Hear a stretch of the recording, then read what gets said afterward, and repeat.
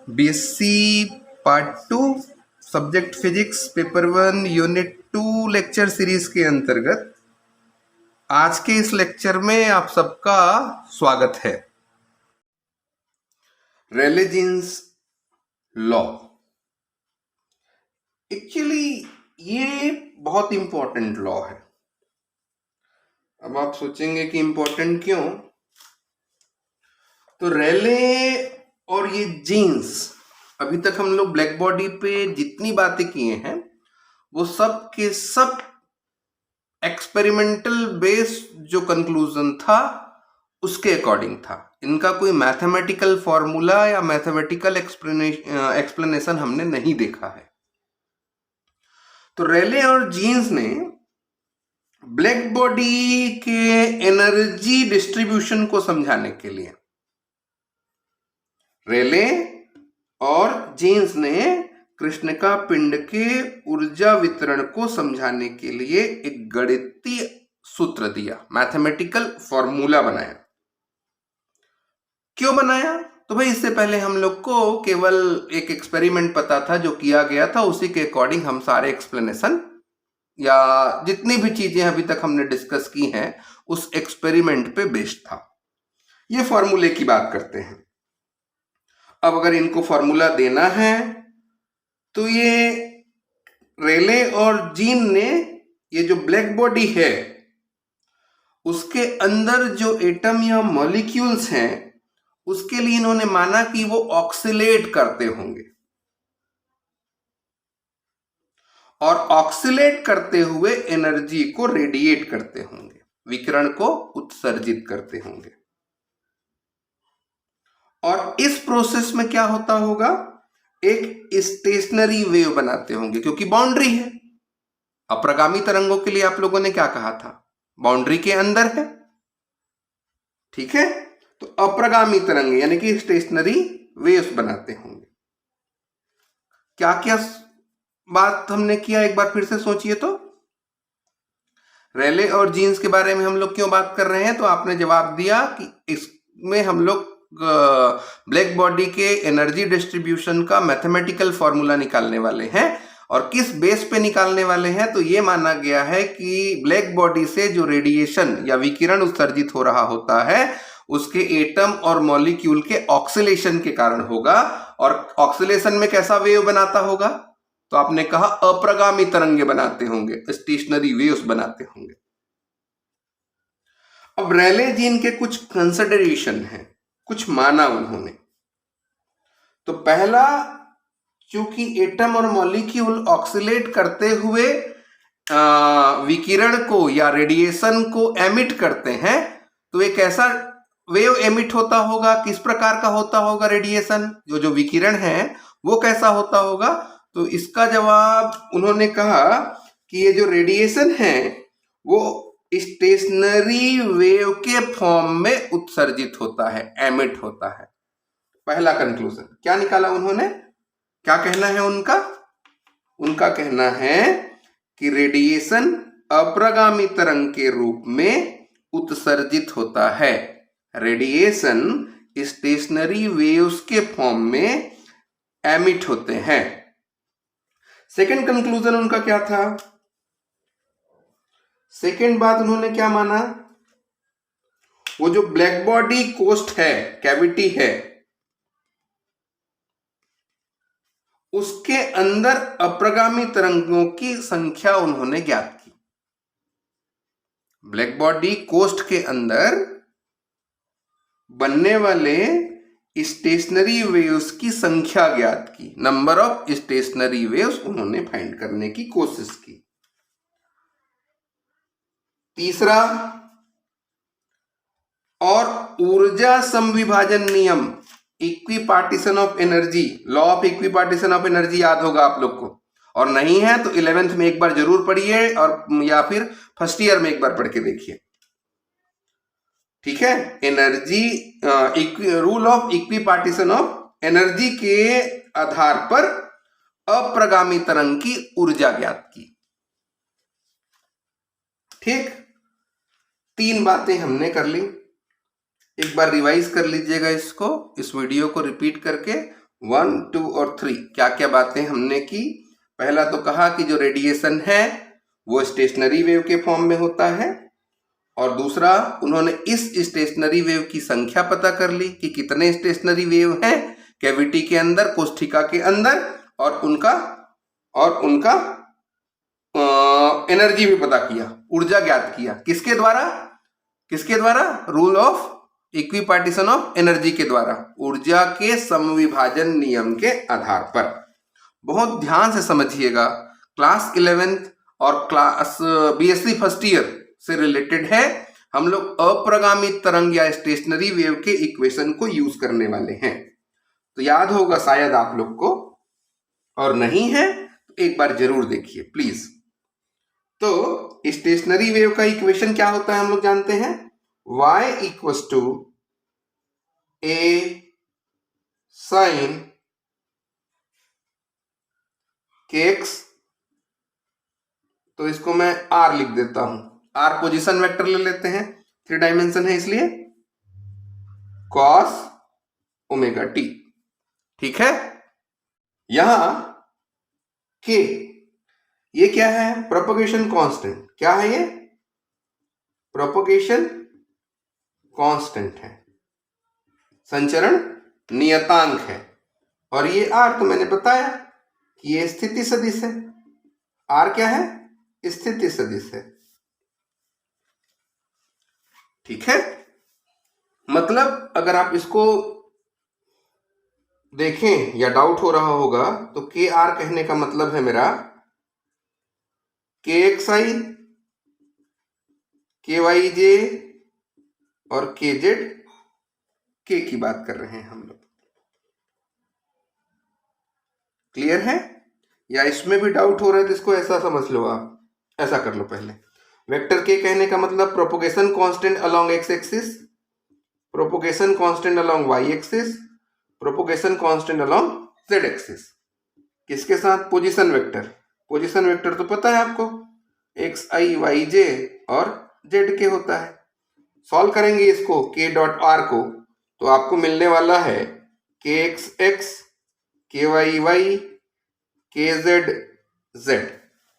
और इसको अगर आप यहां रख लें आपके इस इक्वेशन में, तो आपको क्या मिल जाएगा, y equals to A sine K X X, K Y Y और K Z Z. K X क्या था, along X axis propagation constant, Y axis में संचरण नियतांक, जेड एक्सिस में संचरण नियतांक, मतलब हम लोग 3D हैं, 3D बात कर रहे हैं, cos ओमेगा टी। कहां से आया, तो ये अप्रगामी तरंग के समीकरण से हमको मिला है। इसको आप लोग इक्वेशन नंबर 1 ले लीजिए। ओके, हम जानते हैं कि ये जो अप्रगामी तरंगे हैं या स्टेशनरी वेव्स होते हैं, वो विस्पंद यानी कि एंटीनोड और नोड, निस्पंद नोड और एंटीनोड के फॉर्म में आगे बढ़ते हैं। क्लियर है, ये जो स्टेशनरी वेव्स हैं, अप्रगामी तरंग हैं, वो कैसे फ्लो होते हैं, तो एंटीनोड और नोड के फॉर्म में होते हैं ये बातें। ठीक है, जैसा कि आप सब जानते हैं कि ये स्टेशनरी वेव्स अप्रगामी तरंगे नोड और एंटीनोड के फॉर्म में होते हैं। ठीक है, और आपको ये भी पता होगा कि जब आप लोग वॉल पे बता रहे थे, ऐसे आप स्टेशनरी वेव स्टडी कर रहे थे आप, तो आपने ये भी कहा था कि ये यहां पे एम्पलीट्यूड 0 आएगा वेव का इस तरीके से, और एक जगह होता है जहां पे एम्पलीट्यूड मैक्सिमम होता है। इसी के आधार पे हम लोग बात करते हैं। क्लियर है, क्लियर है। यहां क्या बनेगा, ये वाला हिस्सा जहां पे एम्पलीट्यूड 0 होता है वो नोड वाला हिस्सा है, और जहां एम्पलीट्यूड मैक्सिमम होता है वो हिस्सा एंटीनोड का होगा। क्लियर है बात, क्लियर है यहां तक, और ये इक्वेशन बन के आया है। चलिए, अब रेले जीन क्या करते हैं, वो ब्लैक बॉडी को एक क्यूब के शेप में ले लेते हैं, घन के आकार का ले लिए। और वो जो घन लिए हैं, क्यूब लिए हैं, उसका साइड मान लेते हैं कि वो ए है। क्यूब शेप में लिए हैं और उसका साइड कितने का ले लिए हैं, वो ए का। और एक चीज क्लियर होगा बेटा, ये जो वॉल होगा आपके बॉडी का, वहां पे एम्पलीट्यूड 0 ही रहेगा, जैसा कि आप सब जानते हैं। और एम्पलीट्यूड 0 है, इसका मतलब वहां क्या बन रहा होगा, नोड बन रहा होगा। क्लियर है? इसका मतलब ये जो एम्पलीट्यूड वाला पार्ट है, ये वाला पार्ट, ये 0 होगा एट द वॉल। तो इसमें ये, इसको कैपिटल ए लिखे थे क्या उस टाइम, देख लीजिए। तो ये हो जाना चाहिए ए sine K X x plus के वाई वाई और K Z Z equals to 0 होना चाहिए। अब अगर हम ये कहते हैं कि हमारा जो स्टेशनरी वेव है वो एक्स एक्सिस के अलोंग है, तो एक्स एक्सिस में केवल एक्स एक्सिस के अलोंग लेते हैं। एक्स एक्सिस के अलोंग अगर लें तो आपका ये इक्वेशन क्या बनेगा, ये तो 0 हो गया, sign K X x equals to 0। इसका मतलब साइन की वैल्यू 0 कब पॉसिबल है, जब ये एंगल 0 हो, है ना, या एन पाई हो। इसका मतलब आप लिखेंगे के एक्स ए क्यों, जब एक्स की वैल्यू ए है, ये कितना आ रहा है, एन पाई। तो के एक्स की वैल्यू कितना लिखेंगे आप, एन पाई बाई ए। अब आपको वाई डायरेक्शन के लिए भी और जेड डायरेक्शन के लिए भी लिखना है, तो यहां आप एन एक्स लिख दीजिए। एन एक्स कहने का मतलब अलोंग एक्स एक्सिस के लिए। सिमिलरली के वाई अगर आप निकालते तो कितना निकालते, एन वाई पाई बाई ए।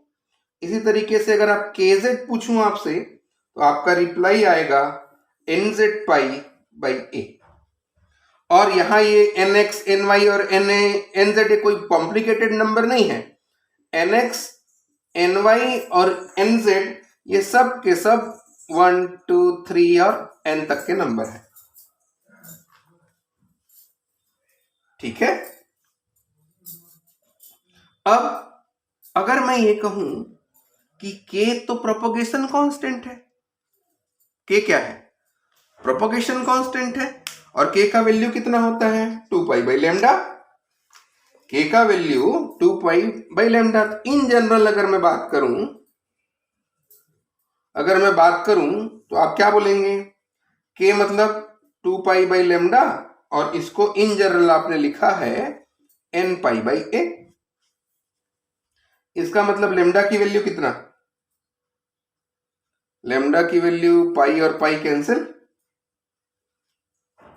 है ना, ये कितना हो जाएगा 2a बाई n।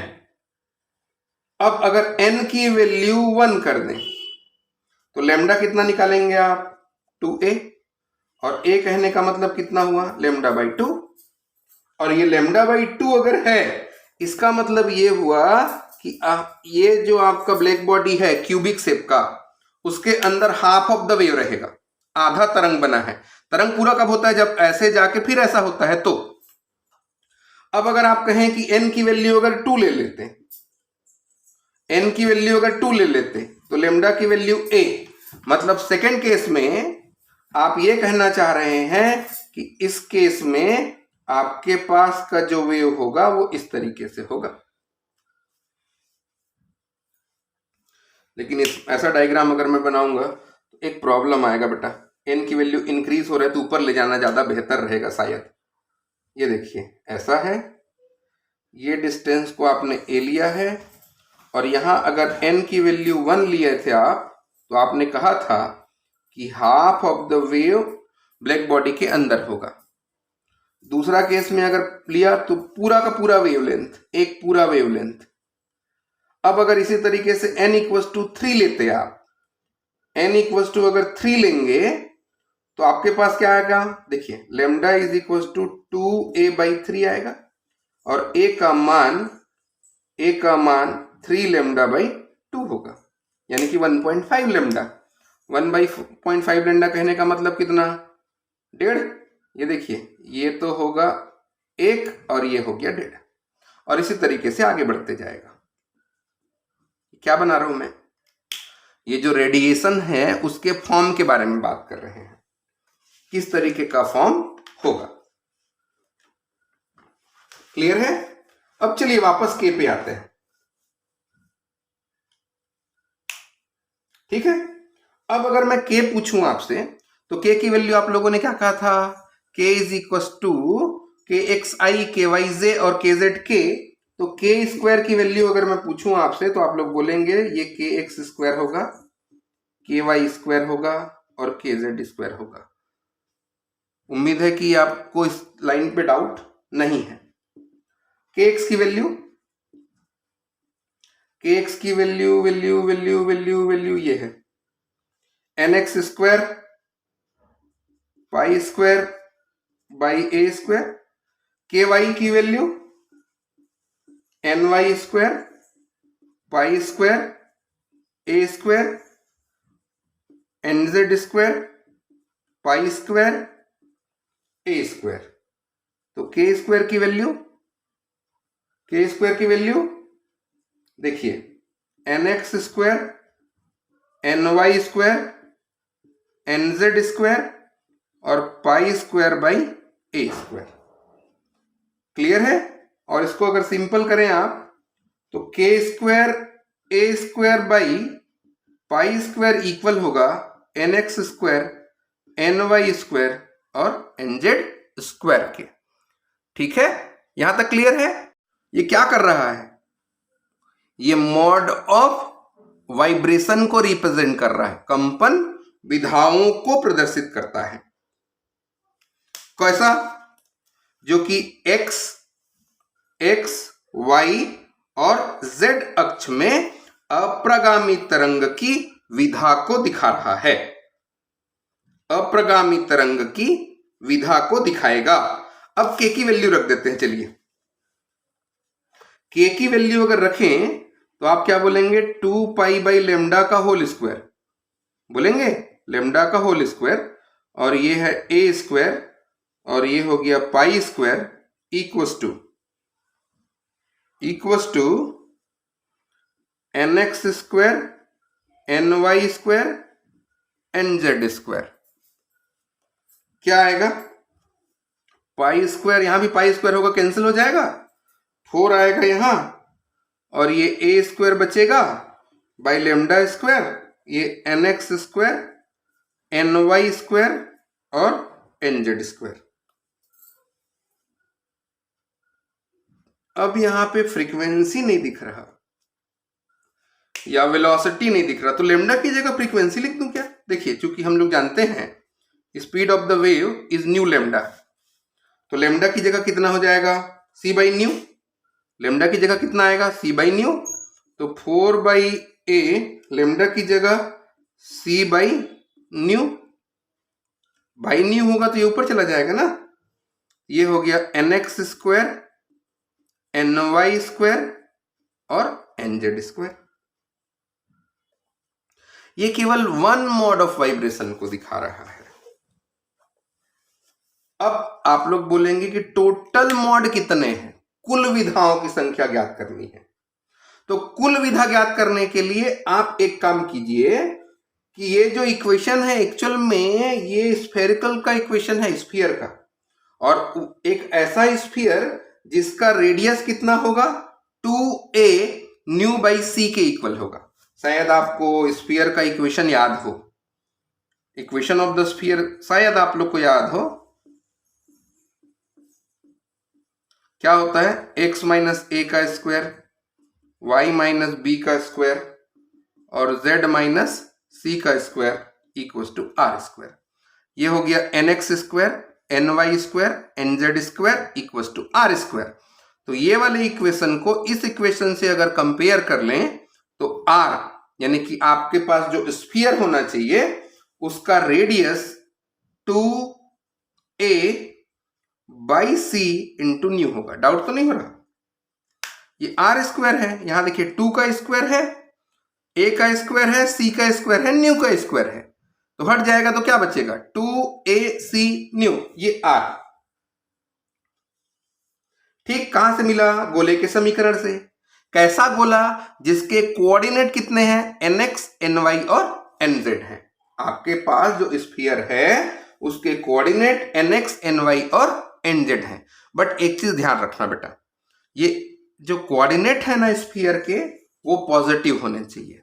और पॉजिटिव कितने होता है? केवल वन कोऑर्डिनेट ऐसा है जिसमें होगा। और स्फीयर 3 डायमेंशन है, तो अगर इसमें 3 डायमेंशन आप बनाएंगे, ये एक्स एक्सिस फिर वाई एक्सिस फिर जेड एक्सिस अगर लेंगे आप, तो ये स्फीयर को कितने पार्ट में डिवाइड कर देगा? 8 पार्ट में। और इसमें का केवल एक पार्ट ऐसा है जिसमें इनकी वैल्यू पॉजिटिव होगी, इनकी वैल्यू पॉजिटिव होगी। तो उस केस में क्या होगा? देखिए, थोड़ा सा समझिए इसको, जो मैं बोला उसको ना रिवाइज करके एक बार सुनिएगा जरूर कि मैंने क्या बोला। nx ny nz ये आपके स्फीयर के कोऑर्डिनेट होने चाहिए अगर ये स्फीयर का इक्वेशन होता तो। और ऐसा कोऑर्डिनेट है ये कि ये पॉजिटिव होना चाहिए। और मैं ये भी कह रहा हूं कि स्फीयर के केवल एक कोऑर्डिनेट में ये पॉजिटिव होगा। और 3D फिगर आप बनाएंगे एक्स एक्सिस वाई एक्सिस और जेड एक्सिस के हिसाब से, तो आपके स्फीयर के कितने हिस्से हो गए? 8 हिस्से। उसमें का एक हिस्सा बस पॉजिटिव रहेगा। मतलब वो जो स्फेरिकल आपने ब्लैक बॉडी लिया था उसका केवल एक हिस्सा यानी कि 1/8 पार्ट की बात करेंगे। और उसमें इसका वेरिएशन कहां से कहां तक लेंगे हम लोग? 0 फ्रीक्वेंसी से लेकर के न्यू फ्रीक्वेंसी तक। देखिए, रेले जीन ने जब शुरू किया तो उन्होंने कहा था कि ये जो ब्लैक बॉडी है वो स्फीयर क्यूबिकल शेप का है। इक्वेशन फॉर्म हो रहा है स्फीयर का, एक ही ब्लैक बॉडी के लिए है। तो मैं यहां एक बात और क्लियर करूंगा आपको। क्या बात क्लियर करूंगा? मेरा ये कहना है कि आप लोग पूरा वॉल्यूम ले लीजिए और यहां निकालिए number of mod in volume A cube. कितना आएगा भाई? 1/8। मैं बोला हूं केवल उस हिस्से को लेना है जहां पे पॉजिटिव होगा। और रेडियस r का बन रहा है, मतलब 4/3 r³।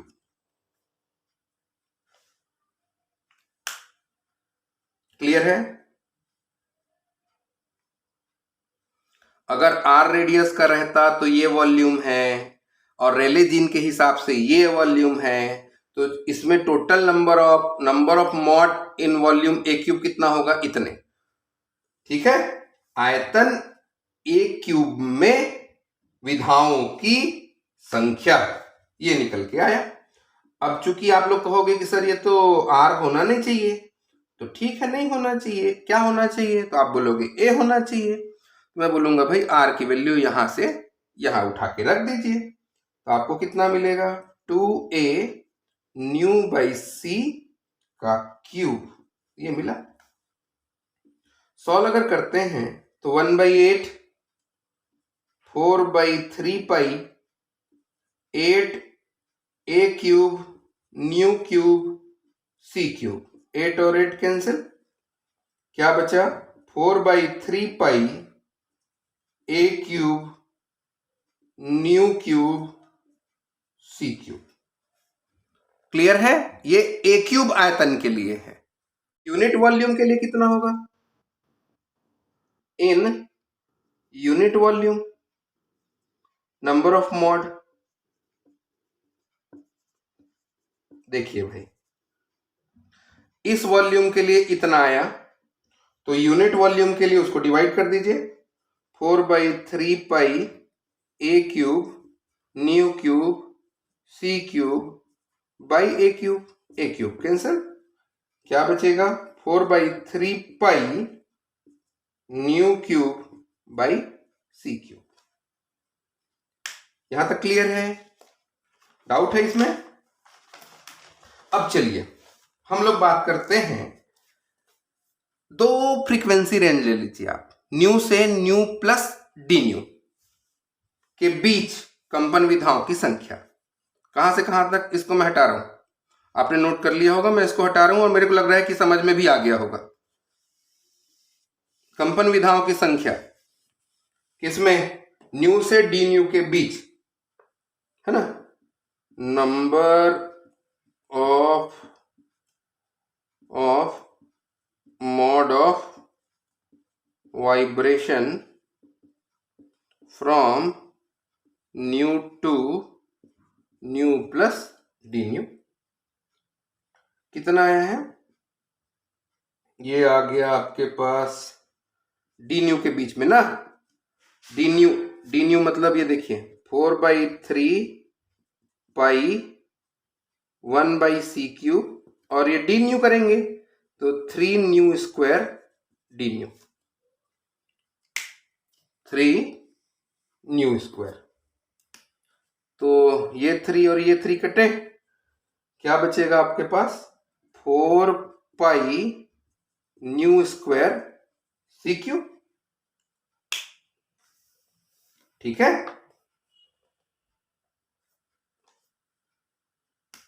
अब पोलराइजेशन फैक्टर कितने होते हैं, पोलराइजेशन एलिमेंट कितने होते हैं स्टेशनरी वेव में। स्टेशनरी वेव में पोलराइजेशन एलिमेंट या ध्रुवित अवयव की संख्या 2 होती है। तो उस केस में ये कितना आएगा, ये number of mode of vibration in D new को मैंने ऐसे डिनोट कर दिया है। तो टोटल अवयव कितने होते हैं, तो 4 पाई न्यू स्क्वायर बाई c³, क्या आएगा भाई, 8 pi nu square by c³, और ये हो जाएगा डी न्यू। 2 कहां से आया, तो आप बताना कि अप्रगामी तरंग के लिए ध्रुवित अवयव की संख्या 2 है, पोलराइजेशन एलिमेंट 2 होते हैं। ठीक है। तो ये क्या निकला, एकांक आयतन में कंपन विधाओं की संख्या, यही है ना। एकांक आयतन में कंपन विधाओं की संख्या कितना है, n न्यू डी न्यू, जो कि कितना होगा 8 pi nu square c³ D new. यहां तक बात को आप समझ लीजिए और यहां चाहें तो आप लिख भी लीजिए, है ना। तो इसको आप लिख दीजिए, इक्वेशन नंबर 1 लिए थे उसको, फिर इक्वेशन नंबर 2 आया था वो स्फीयर का इक्वेशन, और इसको ले लेते हैं 3। मेरे को याद नहीं आ रहा, मैंने लिख दिया, आप अरेंज कर लीजिएगा। अब बताइए, प्रत्येक मोड ऑफ वाइब्रेशन के संगत ऊर्जा कितनी होगी according to the equipartition of energy. तो इक्विपार्टीशन ऑफ एनर्जी आपने देख लिया होगा 11th के बुक में, उसमें कहा है कि हर डिग्री ऑफ फ्रीडम के करस्पॉन्डिंग एनर्जी कितनी होगी, 1/2 kT।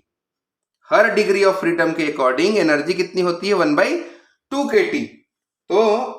तो प्रत्येक कंपन विधाओं के लिए यहां आपने कहा कि 2 होता है, यहां पे डिग्री ऑफ फ्रीडम 2 है, तो प्रत्येक विधा की ऊर्जा कितनी होगी, एनर्जी पर mode of vibration according to the equipartition of energy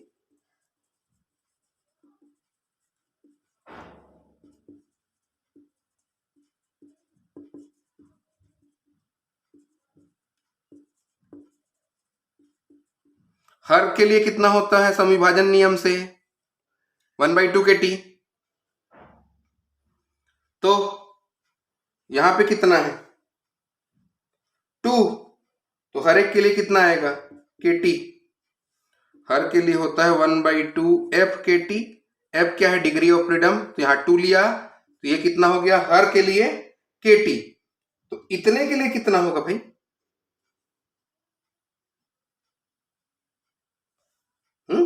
energy density निकालिए।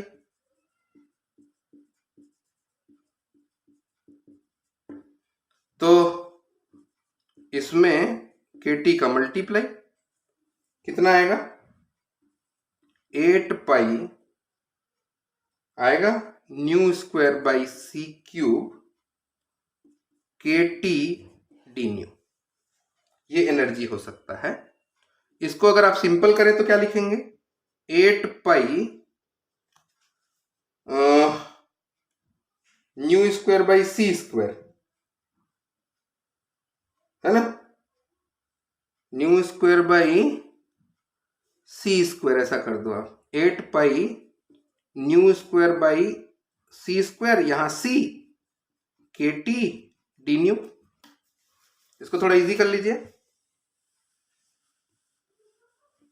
ज्यादा जल्दी होगा या समझ में नहीं आ रहा होगा तो मेरे को बता दीजिएगा, इसको क्लास में भी कर लेंगे।